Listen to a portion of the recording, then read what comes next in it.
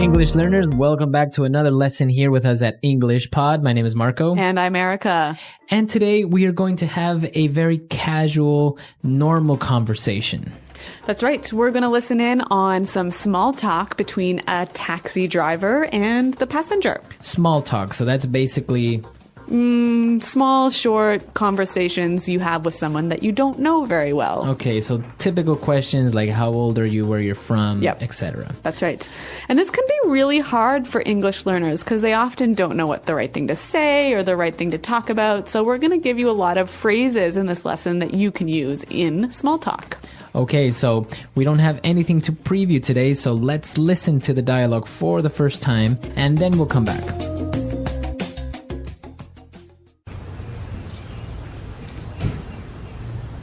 Where to, miss?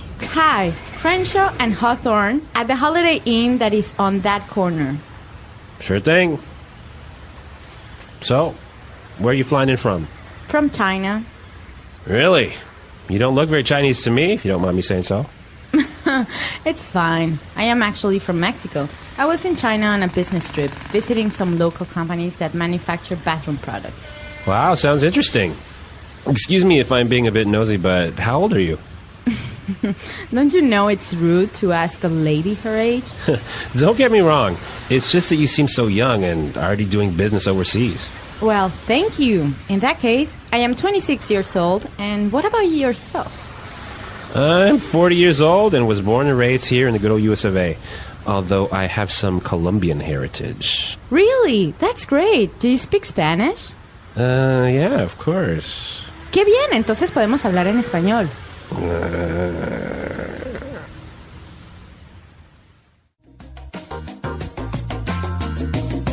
right, so I don't think this guy spoke much Spanish, do you? No, even though he has Colombian heritage, I think he doesn't speak much. But maybe he's just a little bit rusty. Maybe, but what he does speak is English, and since this is English Pod, why don't we look at some of the phrases that they used for small talk in Fluency Builder? Fluency Builder. All right, so today on Fluency Builder, we're going to take a look at phrases that both the passenger and the taxi driver use to make small talk. So why don't we start with the first one? All right, so the taxi driver tells the passenger that she doesn't look very Chinese, if you don't mind me saying so. Right, so he said, you don't look very Chinese to me, if you don't mind me saying so. If you don't mind me saying so. So what does he mean by this last part of his sentence? Well, this is a phrase that we use to soften a sort of a statement that might be a little bit rude. She could be Chinese. Yeah. Right? So it may be a little bit rude to say that, but he kind of apologizes. That's right. Right? By saying, if you don't mind me saying so. Okay, so for example, I could say, hey, Marco, you look a little tired today, if you don't mind me saying so. Okay, so does it always go at the end? You could use it at the beginning. If you don't mind me saying so, I just don't think this is a good idea. Okay, very good. So you can use this phrase in the beginning or at the end of a sentence. Right, and it makes your statement a little bit less rude. If you don't mind me saying so. Now, again, he also apologizes a little bit when he says, excuse me if I am being a bit nosy, but... Excuse me if I'm being a bit nosy, but... Excuse me if I'm being a bit nosy, but... Okay, so let's take a look at this. Nosy, what's this? Okay, when somebody is nosy, it means they're very curious. They are asking too many questions. Yeah, asking more questions than they should ask. Right. So he apologizes and says, well, excuse me if I'm asking too many questions. And then he asks her another question. He asks her how old she is. Right. So again, it's a polite way of maybe asking a question that might be a little bit sensitive. Yeah, or a little bit impolite. Okay. So, of course, asking a woman her age maybe is a little bit impolite, right? Yes. Typically, women don't like that too much. But our next phrase, we heard the taxi driver say, don't get me wrong. Don't get me wrong. Don't get me wrong. Okay, so don't get me wrong. He says, well, don't misunderstand what I'm saying. That's right. This phrase is used so commonly in English that I think it would help us to hear some examples. Example 1. Don't get me wrong. It's not that I think you stole my computer. It's just that you were the only one who could get into my room.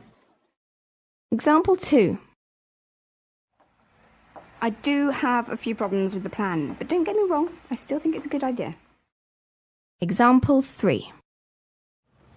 Don't get me wrong. I think John's a nice guy. He's just a bit disorganized. All right, very good example. So don't get me wrong, right? That's right. And now for the final phrase on putting it together today. Well, the passenger, the woman, says her age. She says, I'm 26 years old. And what about yourself? What about yourself? What about yourself? All right, now, this sentence isn't very correct, actually, right? Yeah, technically it's not correct in grammar, but it is used so commonly every day by American English speakers that we thought we'd show it to you. Okay, so you would say, I am 26 years old, and what about you? That's right. Okay, but commonly you will hear people say, what about yourself? And if you use this, you'll sound really fluent and really native-like. Okay, very good. So what about yourself? So again, it's just like, what about you? So I could say, hey, Marco, I'm going away on holiday this weekend. And what about yourself? Okay, what about yourself? So we've taken a look at these 4 phrases on putting it together. Why don't we listen to the dialogue for the second time? We're going to slow it down a little bit, and then we'll come back and take a look at some vocabulary words on Language Takeaway.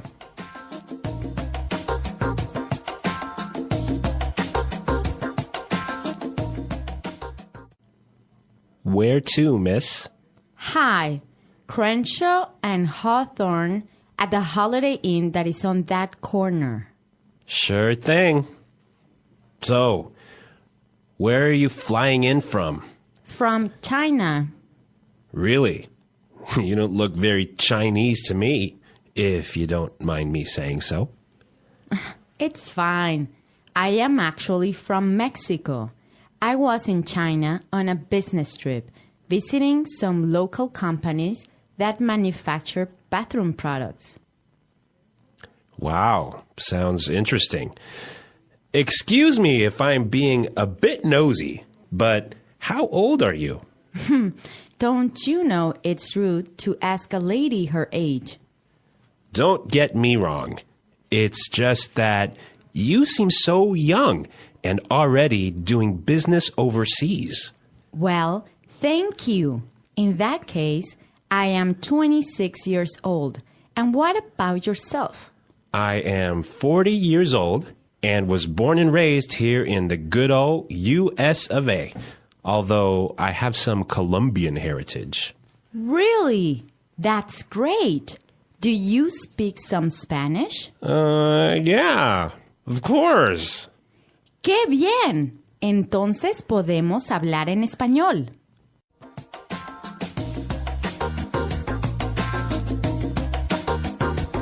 Well, we've got some interesting vocabulary words and phrases here in Language Takeaway. And the first one. Well, after she gets in the taxi and tells him where she wants to go, he answers by saying, sure thing. Sure thing. Sure thing. Sure thing. So if I say, yeah, sure thing, what does that mean? Well, let's listen to some examples to help us understand. Example 1. Do you mind lending me $100? Sure thing. Example 2. Could you please send me the email by the end of the day? Sure thing. Example 3. Do you mind lending me $100? Sure thing. Could you please send me the email by the end of the day? Sure thing. Example 4. Can you get some milk on the way home? Sure thing, I'm on my way now. Okay, so sure thing, basically, yeah, no problem, or okay, Or I'll do it. I'll do it. Yep. It's fine. Yep. So it's a very common way. You will hear this a lot when somebody agrees or says, yes, no problem. Yeah, and again, it will help you sound really native-like to use this phrase. Well, the next one, the taxi driver says, I was born and raised here. I was born and raised here. Born and raised. Okay, so this is a way of saying I was born in this country and I haven't left this country. That's right. So I'm from this country. Okay, born and raised here in the good old US of A. Good old US of A. The good old US of A. So this is a pretty interesting way of saying America. Right. It's actually more of a phrase, right? The good old US of A. Yep. Okay, so it means the good United States of America. Yeah, it's kind of a fond way or a friendly way of describing America. All right. And we have one more word for language takeaway. Well, the taxi driver was talking about his Colombian heritage. Colombian heritage. Heritage. All right, so if I have Colombian heritage, what does that mean? Your grandmother or, grandfather, great-grandmother, or someone in your family is from Colombia. Okay, and what about the word heritage by itself? Yeah, so your heritage is basically your culture, your... Customs. Yeah, your customs, your history. Okay, so heritage. A country rich in heritage. Lots of good old historical culture in that country. Okay, very good. So now it's time for us to listen to the dialogue for the last time. Now we can understand all these phrases and these great words that we've just looked at, and then we'll come back and talk a little bit more.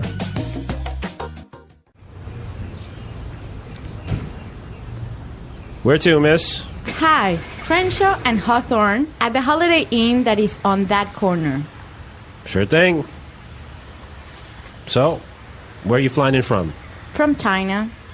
Really? You don't look very Chinese to me, if you don't mind me saying so. It's fine. I am actually from Mexico. I was in China on a business trip, visiting some local companies that manufacture bathroom products. Wow, sounds interesting. Excuse me if I'm being a bit nosy, but how old are you? Don't you know it's rude to ask a lady her age? Don't get me wrong. It's just that you seem so young and already doing business overseas. Well, thank you. In that case, I am 26 years old. And what about yourself? I'm 40 years old and was born and raised here in the good old US of A. Although I have some Colombian heritage. Really? That's great. Do you speak Spanish? Yeah, of course. Qué bien, entonces podemos hablar en español.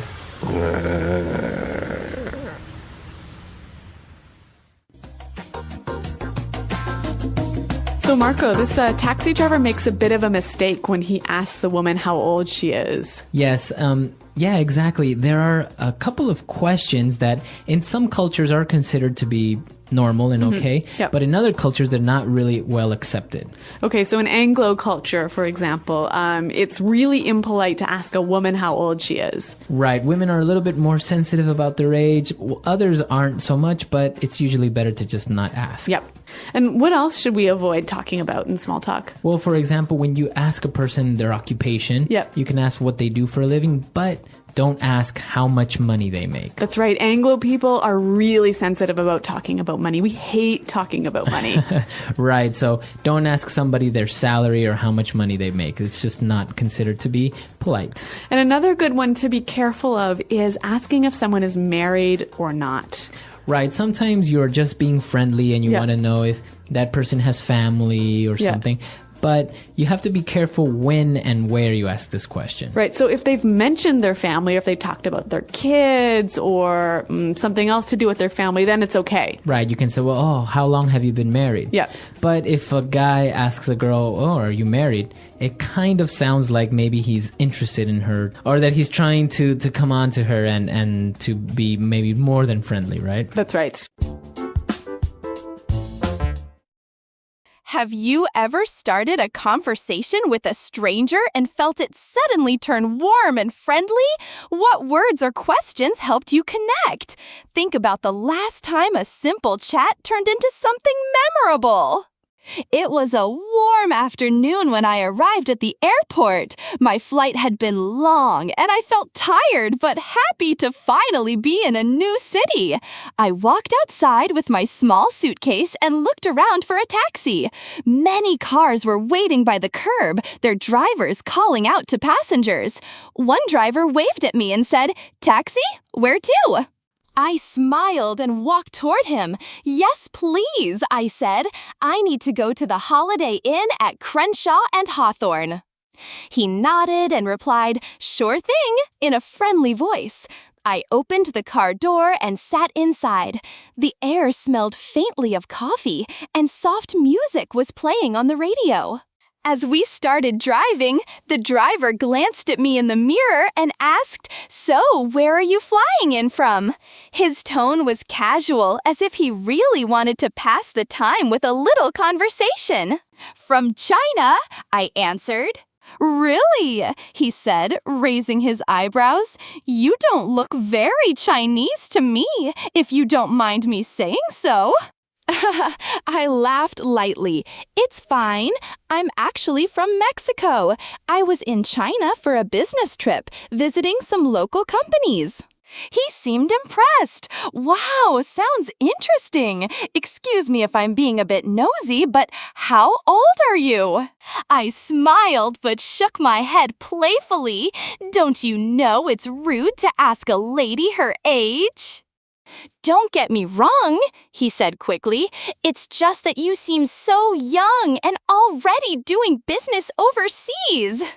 His comment made me feel proud. Well, thank you, I replied. In that case, I'm 26 years old. And what about yourself? I'm 40, he said, born and raised here in the good old US of A, but my family has Colombian heritage. That's wonderful, I said. Do you speak Spanish?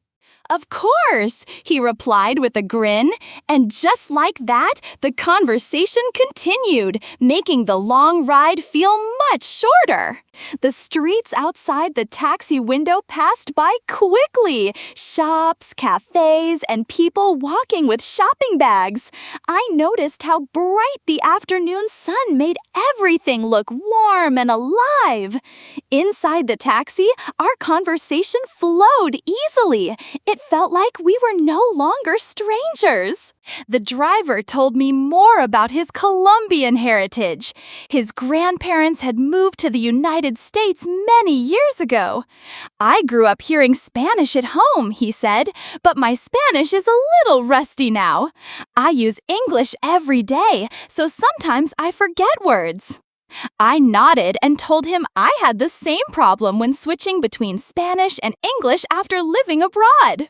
As we spoke, I realized something important. Small talk can feel awkward at first, but it becomes easier if you use the right phrases. Phrases like, if you don't mind me saying so, or don't get me wrong, make conversation softer and more polite. They show the other person you respect their feelings. The driver seemed to enjoy practicing these phrases with me. For example, he said, "Don't get me wrong, I like the summer, but sometimes it's just too hot here." I laughed and gave my own example. "If you don't mind me saying so, your taxi smells like very strong coffee." He laughed so loudly that the car swerved slightly before he corrected the wheel. Then he shared another useful phrase, "sure thing." He explained that it's a friendly way to say yes or no problem. I thought about how often I had heard it in movies and realized it really did make a person sound more natural in English. As we drove past a busy market, I noticed colorful stalls selling fruit and clothes. "Do you ever stop here?" I asked. "Sometimes," he said, "but usually only if a passenger asks. Many tourists like to take pictures here." I leaned back, feeling more comfortable than when I first got into the taxi. A few minutes earlier, we had been strangers, but now it felt like we were sharing a friendly moment. I knew this was the power of small talk. It could turn a simple taxi ride into a connection between two people. We were getting closer to the hotel, but our conversation was far from over. There were still more words, stories, and lessons waiting for me before the end of the ride. The traffic slowed as we reached the city center. Cars lined up at a red light, and people crossed the street carrying bags, coffee cups, and even small dogs. I used the pause in movement to ask the driver more about his work. He told me he had been driving a taxi for over 15 years. "I meet people from all over the world," he said. "Some are shy, some are talkative, but I've learned that a friendly question can make almost anyone open up." I thought about this and asked, "So, what's the best way to start a conversation with a stranger?" He smiled in the mirror. Keep it light. Ask where they're from or what they think of the city. Avoid topics that are too personal, like their age, money, or relationship status, unless they share that information first. His words reminded me of what I had learned in other countries. What feels like a normal question in one culture might feel rude in another. For example, in some places, asking someone how much they earn is normal, but in others, it's considered very impolite. We practiced a few polite ways to steer a conversation. Instead of asking directly, "Are you married?" you could say, "Do you have family here?" If the person wants to share more, they will. This way, you don't make them feel uncomfortable. The driver also used another phrase I liked, "in that case." He explained it means because of that, or if that is true. For example, when I told him I was staying near a famous food market, he said, "In that case, you must try the fresh seafood there." The more we talked, the more I realized that language is not just about words, it's about feelings, tone, and respect. A simple, sure thing, said with a smile, could make someone feel welcome. A careful, "don't get me wrong," could turn a serious comment into a friendly one. As the taxi rolled forward again, the tall buildings of downtown appeared ahead of us. The driver pointed to a historic theater and told me it had been part of the city for over 100 years. I could hear the pride in his voice, and I knew this was another secret of good conversation. People love to share what matters to them.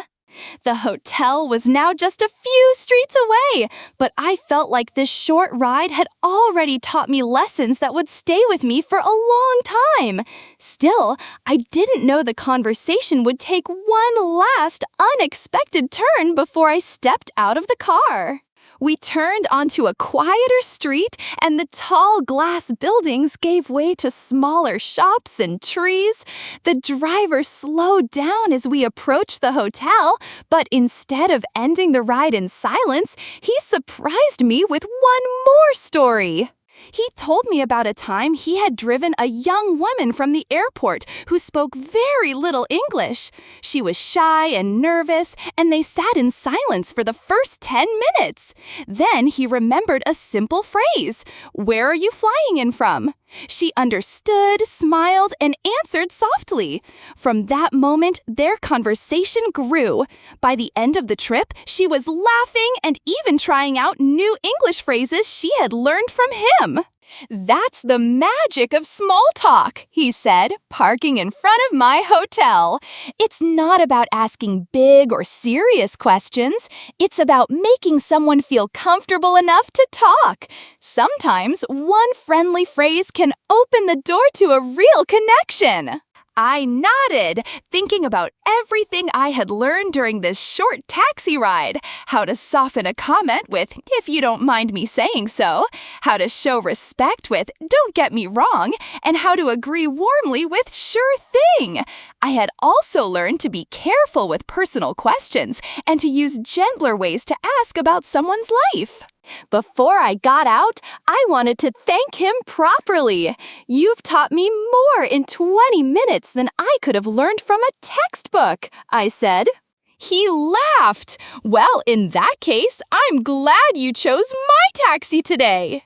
I stepped onto the sidewalk, feeling the warm sun on my face. As I watched the taxi drive away, I realized that learning a language isn't just about grammar or vocabulary, it's about human connection. Words are tools, but it's how we use them with kindness and respect that truly makes us fluent.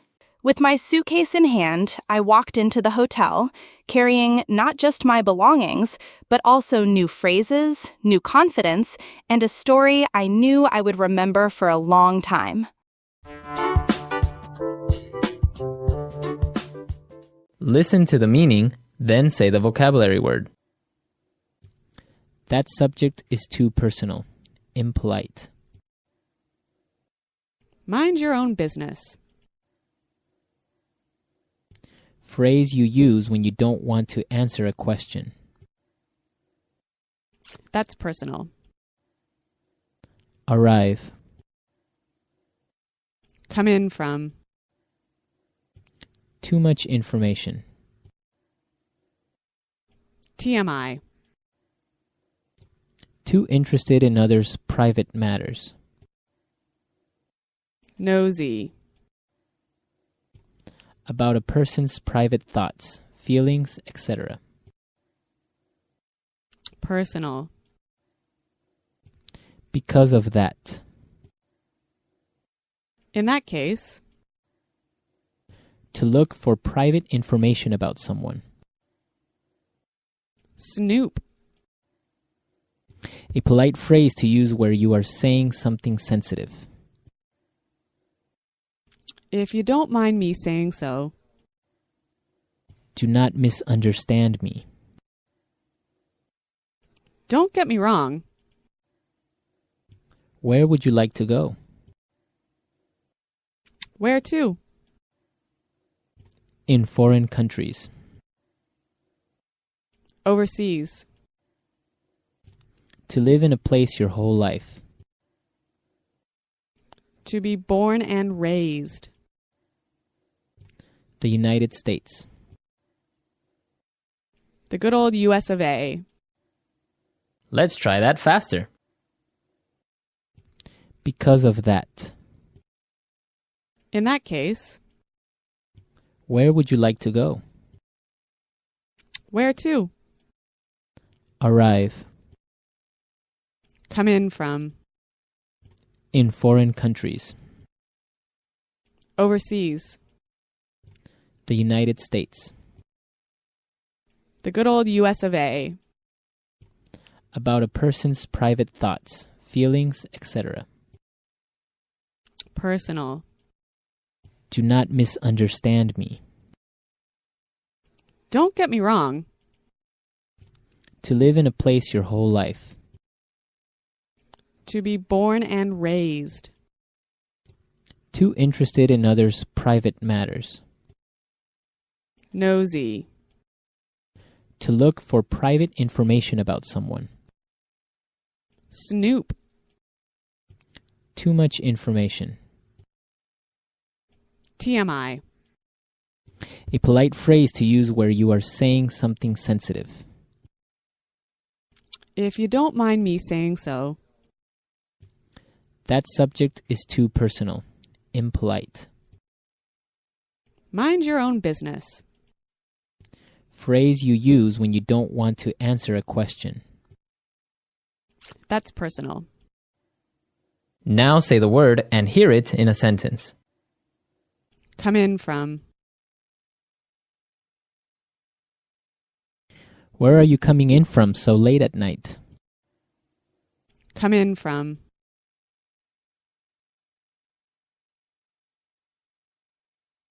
Flight number 441 just came in about an hour ago. Come in from.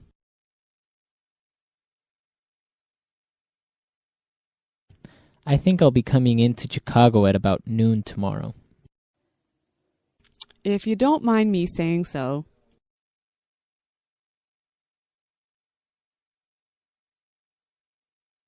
If you don't mind me saying so, I think the curry could be a little hotter next time.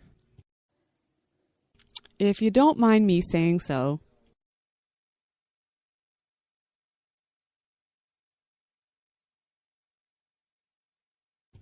The problem, if you don't mind me saying so, is pretty simple. You need a new computer. If you don't mind me saying so.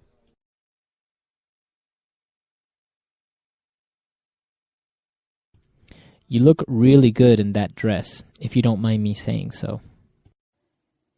Nosy.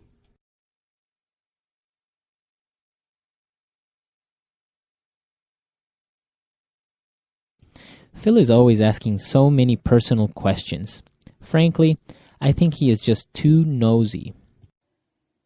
Nosy.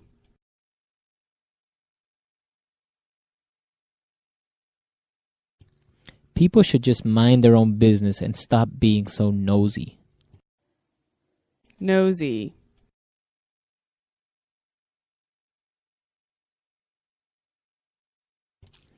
I don't mean to be nosy, but did I hear you say you are from Canada? Don't get me wrong.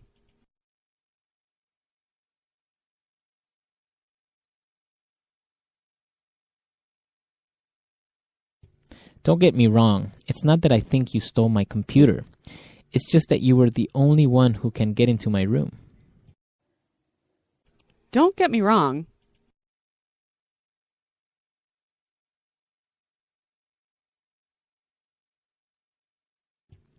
I do have a few problems with the plan, but don't get me wrong. I still think it's a great idea. Don't get me wrong.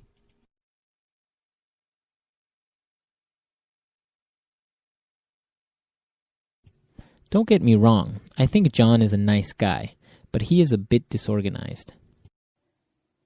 In that case,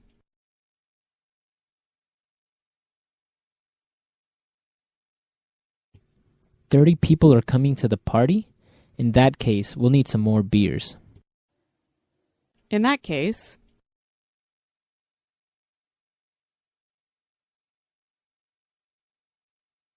Charles is having an affair? In that case, I think Mary needs to get a divorce. in that case,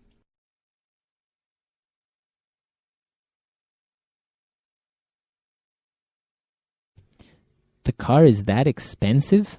In that case, I don't think I will be able to afford it. There is something special about those moments when you find yourself sitting next to a stranger and you have a few minutes to share words. Maybe it's in a taxi, maybe on a bus, or while waiting in a line. These short conversations, often called small talk, can feel simple, but they are more than just passing the time. They can make a ride feel warmer, turn a boring wait into a pleasant experience, and sometimes even open the door to new friendships. But here's the challenge. How do you start talking in a way that feels friendly and polite without making the other person uncomfortable? This is where understanding the art of small talk becomes so useful. In English, there are certain ways of speaking that help you connect with people easily. It's not only about what you say, but also how you say it and what topics you choose. Some subjects feel safe and light, like the weather, the traffic, or a beautiful view outside the window. Other topics can be more personal, and if you're not careful, they might feel too private for a stranger. That's why knowing polite expressions is so important. For example, if you want to ask something that could be personal, you can soften your question with phrases like, "If you don't mind me asking," or "I hope you don't mind me saying so." These little words show respect and give the other person a chance to share only what they feel comfortable sharing. Small talk is not about asking every question that comes to your mind. It's about building a gentle bridge between two people who don't know each other well. Even a short exchange, if done with kindness and respect, can make a surprising difference in someone's day. The beauty is that you don't have to be an expert in English to do it. You just need a few useful phrases, a friendly tone, and an understanding of what is polite in everyday situations. When small talk begins, the first goal is to make the air feel light and safe, like opening a window in a quiet room. A simple opener works best, a short comment about something you both can see or feel. Try lines like, "Traffic is moving pretty fast today." "This weather is surprising for this time of year." Or, "That cafe on the corner always smells amazing." These comments are easy to answer with one sentence, so the other person can join without pressure. After an opener, add a soft follow-up that invites, not pushes. "What do you think?" Or, "Do you feel the same?" That tiny question turns a statement into a friendly door. A small smile shows you are friendly, not nosy. If the person looks tired or busy, keep it short. Respect is part of fluent English too. Choose safe topics first. The easy group includes weather, traffic, music playing on the radio, city views, local food, or a public event. If you are in a taxi, the view outside is your best friend. That park looks peaceful. The new bridge looks modern. Or, I like the old buildings in this street. If you want to learn about the city, try, are you familiar with this area? Or, do you have a favorite place to get tea around here? These questions feel light and give the other person full control. When a topic could be personal, use a cushion, polite language that protects privacy. Before asking, place a soft pillow under the question, if you don't mind me asking, I hope you don't mind me saying so. Don't get me wrong, I'm just curious. Or, only if it's okay to ask. These phrases show that you respect boundaries. For example, instead of, where do you live? Try, if you don't mind me asking, do you live nearby? Instead of, how old are you? Say nothing. Age is usually private. If you truly need to know for a service, explain the reason. Just to help with the form, and only if you're comfortable, what age range should I choose? It's wise to avoid 3 danger zones with strangers: money, relationships, and private family matters. Questions like, how much do you make? Why aren't you married? Or, do you live alone? Can sound rude or even unsafe. If a topic gets too close, step back with a gentle break. I don't want to be nosy. We don't have to talk about that. Or, no worries, forget I asked. This kind of self-correction builds trust and shows emotional intelligence. When someone shares a little about themselves, answer with balanced details. If they say, I moved here last year, you can say, nice, me too. I'm still learning the good places to eat. If they say, I'm born and raised here, try, that's great. What's one thing only locals know? Keep your questions open but light, so a short answer is always possible. If the person gives a long answer, listen actively. Nod, say, right, I see, makes sense, and reflect a key word. Ah, early mornings, those are tough. Sometimes you want to say a friendly opinion without sounding strong or critical. Use softeners. It seems like. It feels like. From what I can tell. Maybe it's just me, but. These phrases reduce pressure and keep the mood calm. And when you disagree, do it politely. I hear you. My experience was a bit different. Or, I might be wrong, but I noticed the opposite. In English small talk, peace is more important than winning the point. If the person helps you, accept with short gratitude. Thanks, I appreciate it. That's kind of you. Or, if they offer a tip or direction, sure thing, I'll try that. If you make a small mistake or ask a question that feels heavy, repair quickly. Sorry about that. I didn't mean to make it personal. Or, forget I asked. My bad.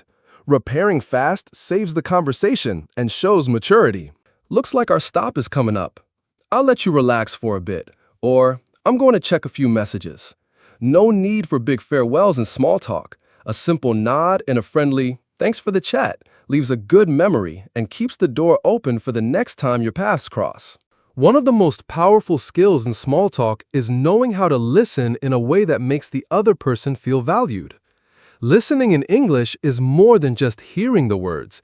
It's showing through your face, your body, and your short responses that you are paying attention.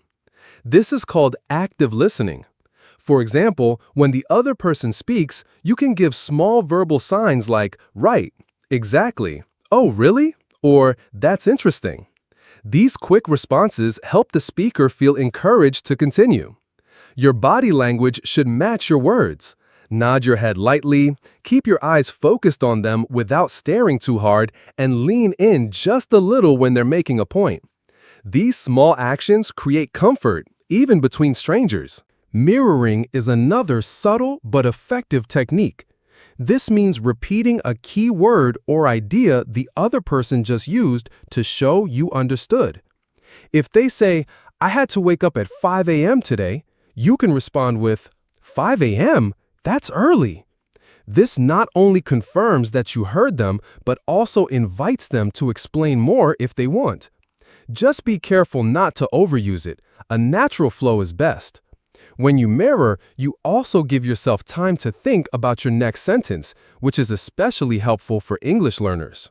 You can also show interest by asking follow-up questions.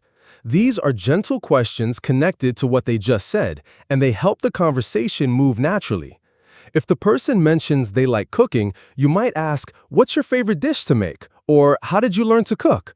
Follow-up questions keep the focus on them, which often makes people feel relaxed and happy to share. But remember, small talk is like a tennis match. You listen, you respond, and you add something of your own, so it's not just one-sided. If they talk about cooking, you can share something short about yourself. I'm not great at cooking, but I make a good omelet, or I love spicy food, but I can't make it myself. Tone of voice is another key to making listening feel warm. Even if you are tired, try to keep your tone open and pleasant. Avoid sounding rushed or distracted, as that can close the conversation quickly. If you need to end the talk politely, connect it to the moment. That's really interesting. I might have to step out in a minute, but I enjoyed hearing about it. This keeps things positive and leaves a good impression. Sometimes, listening also means staying silent for a few seconds after the other person finishes speaking. In many cultures, this pause shows you are thinking about what they said, not just jumping in with your own story. In English, this silence doesn't need to be long, just enough to show respect. And if you don't fully understand their words, you can ask politely, "Sorry, I didn't catch that. Could you say it again?" Or, "Do you mean?" Asking for clarity shows interest, not weakness. Finally, remember that small talk isn't about solving problems or giving advice unless the other person asks for it. Often, people simply enjoy being heard.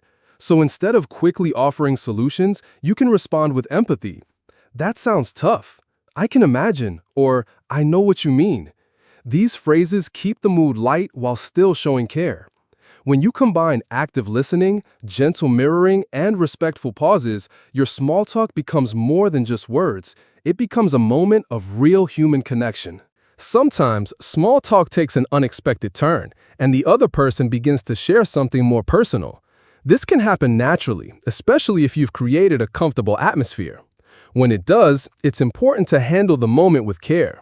In English, when someone opens up, the polite thing to do is to acknowledge their words without pushing for more details than they wish to give. Simple responses like "I see," "That must be difficult," or "I can understand" work well. These phrases are short, gentle, and show empathy without making the other person feel like they're under a spotlight. If you want to keep the tone light, you can balance a personal moment with a small positive comment. "That sounds like it took a lot of patience," or "It's nice you had the chance to do that." A helpful skill in these moments is knowing how to move smoothly between light and deeper topics. For example, if the person shares a story about a challenging day at work, you could listen, show empathy, and then guide the talk toward a softer subject. "I get that. It can be tiring. By the way, do you ever find a good place around here to relax after work?" This way, you respect what they've shared, but also keep the atmosphere comfortable. Sometimes, you might want to politely avoid a topic that feels too personal for you to comment on. In that case, it's okay to use neutral phrases to gently step aside. "That's interesting. I don't know much about that, to be honest," or "I'm not sure I'm the best person to talk about it." These responses allow you to stay friendly while protecting your own comfort zone. English small talk values choice. Both people should feel free to share as much or as little as they want. If you're the one sharing something small about yourself, keep it light and short unless the other person shows clear interest. You can give just enough detail to make the talk warmer, but not so much that it becomes a long personal story.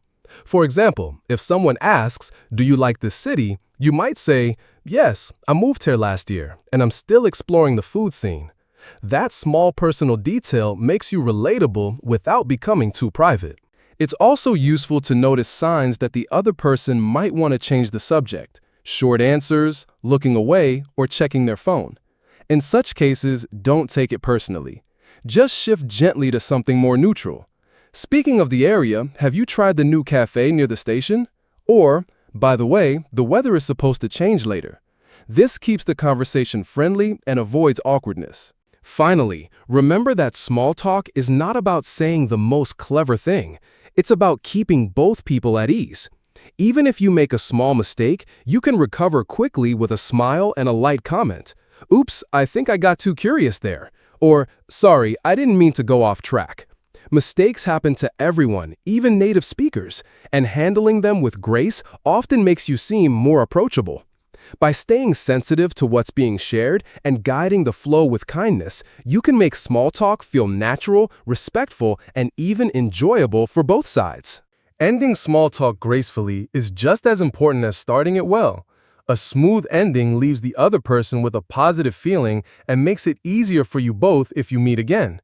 In English, a good closing often connects to the situation you're in rather than simply saying goodbye.